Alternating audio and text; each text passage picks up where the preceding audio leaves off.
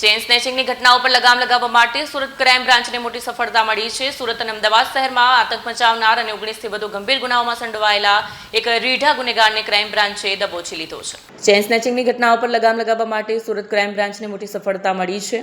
સુરત અને અમદાવાદ શહેરમાં આતંક મચાવનાર અને 19થી વધુ ગંભીર ગુનાઓમાં સંડોવાયેલા એક રીઢા ગુનેગારને ક્રાઇમ બ્રાન્ચે બાતમીના આધારે દબોચી લીધો છે। ઝડપાયેલા આરોપી મહાવીરસિંહ નટુભાઈ ચૌહાણ આણંદનો વતની છે। પોલીસ પૂછપરછમાં બહાર આવ્યું છે કે આરોપી તેના મિત્ર અશોક ઉર્ફે નિકુંજ ઉર્ફે નિકલો બેલદાર સાથે મળીને વર્ષોથી ગુજરાતના વિવિધ શહેરોમાં ચેઇન સ્નેચિંગની ગુના આચરતા હતા। આરોપીની મોડસ ઓપરેન્ડી અત્યંત વ્યવસ્થિત હતી। તે 2025માં જેલમાંથી છૂટ્યા બાદ ફરીથી સક્રિય થયો। તે પોતાના વતનથી મોટરસાઇકલ પર સવારથી સુરત અને અમદાવાદ જેવા મોટા શહેરોમાં આવતો। મોર્નિંગ વોક પર નીકળતા પુરુષો અને મહિલાઓને ટાર્ગેટ કરીને ચાલુ વાહને સોનાની ચેઇન આંચકીને ફરાર થઈ જતા હતા। આરોપીની ધરપકડ કરી 8 ગુનાઓનો ભેદ ઉકેલાયો છે, જેમાં અડાજણ પોલીસ સ્ટેશનના 2 ગુનાઓ અને અમદાવાદના રામોલ, કૃષ્ણનગર, ઓઢવ, નરોડા, શાહીબાગ અને રાણીપ પોલીસ સ્ટેશનમાં નોંધાયેલા ચેઇન સ્નેચિંગના ગુના છે।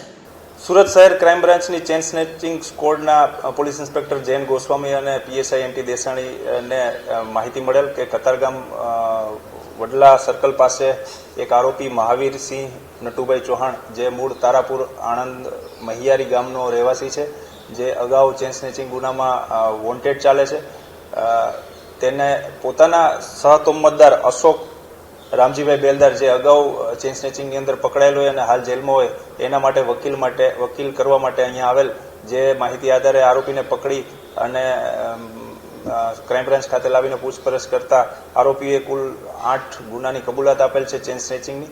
આરોપી રાહદારી જતા માણસો, વાહન ઉપર જતા માણસો અને મોર્નિંગ વોકમાં નીકળેલ વ્યક્તિઓને ટાર્ગેટ કરી અને ચેઇન સ્નેચિંગ કરવાની ટેવવાળા છે અને આરોપીએ 2 અડાજણની ચેઇન સ્નેચિંગ ડિટેક્ટ થયેલ છે અને 6 અમદાવાદ શહેરની, એમાં રામોલ, કૃષ્ણનગર, ઓઢવ, નરોડા, શાહીબાગ અને રાણીપની 6 ચેઇન સ્નેચિંગ કુલ ડિટેક્ટ થઈ છે।